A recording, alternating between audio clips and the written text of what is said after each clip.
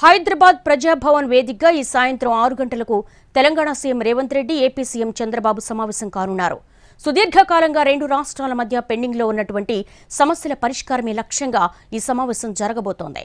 ఈ సమావేశానికి తెలంగాణ నుంచి ఉప ముఖ్యమంత్రి మల్లు భట్టి విక్రమార్క, మంత్రులు ఉత్తమ్ కుమార్ రెడ్డి, పొంగులేటి శ్రీనివాస్ రెడ్డి, శ్రీధర్ బాబు ఈ చర్చల్లో పాల్గొంటారు. ఇక ఏపీ మంత్రులు పయ్యావుల కేశవ్, అనగాని సత్యప్రసాద్, బీసీ జనార్దన్ రెడ్డి, కందుల దుర్గేష్ హాజరవుతారు. సమావేశంలో పాల్గొనేందుకు ప్రజాభవన్కు ఉన్నతాధికారులు చేరుకుంటున్నారు. ప్రస్తుతం అందరిలో కూడా ఒకటే ఆసక్తి నెలకొంది. రెండు రాష్ట్రాల సీఎంల భేటీ సుహృద్భావ వాతావరణంలో సమస్యల పరిష్కారం దిశగా సాగాలని అందరూ ఆశాభావం వ్యక్తం చేస్తున్నారు. తెలుగు రాష్ట్రాలు విడిపోయి 10 ఏళ్లయింది.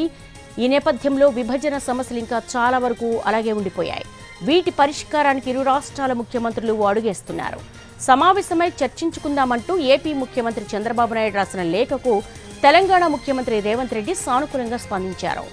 ఏమేం చర్చించాలి అన్న దానిపై ఇరు రాష్ట్రాల ముఖ్యమంత్రులు, అధికారులు సుదీర్ఘ కసరత్తు చేశారు. ఏ అంశాలు చర్చించాలి అన్న దానిపై ఎజెండాను ఖరారు చేశారు. ఈ సమావేశంలో అన్ని సమస్యలు కొలిక్కి రాకపోయినా కొన్ని అంశాల్లోనైనా స్పష్టత వస్తుందని భావిస్తున్నారు. అయితే విభజన చట్టంలో లేని కొన్ని అంశాలు కూడా చర్చకొచ్చే అవకాశాలున్నట్టుగా తెలుస్తోంది. ఏపీ జెన్కో, ఏపీ ట్రాన్స్కోల విద్యుత్ బకాయిల వివాదం పీటముడిపడింది. బకాయిలు, సర్ఛార్జీల రూపంలో తమకు సుమారు 7,000 కోట్ల వరకు రావాలని ఏపీ అంటోంది.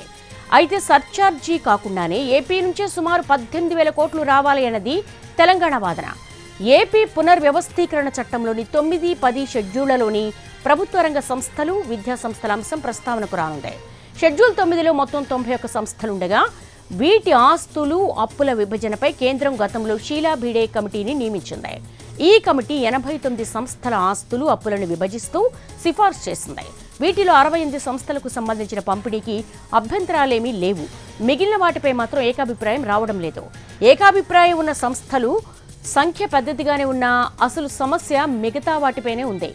వాటి వాటాల సంగతి చాలా పెద్దగా ఉంది. జనాభా నిష్పత్తిలో వీటి పంపిణీ జరగాలని ఏపీ కోరుతోంది. దీనికి తెలంగాణ ఒప్పుకోవటం లేదు. ఎక్కడున్న సంస్థలు వారివే అని, ఇలా కాకుండా చట్టానికి మార్పు చేయాల్సి ఉంటుందని పేర్కొంటోంది. అలాగే ఏపీఎస్ఆర్టీసీ, అలాగే ఏపీ స్టేట్ ఫైనాన్స్ కార్పొరేషన్ వంటి సంస్థల ఆస్తులు, అప్పుల విభజన చిక్కుముడిగా మిగిలింది.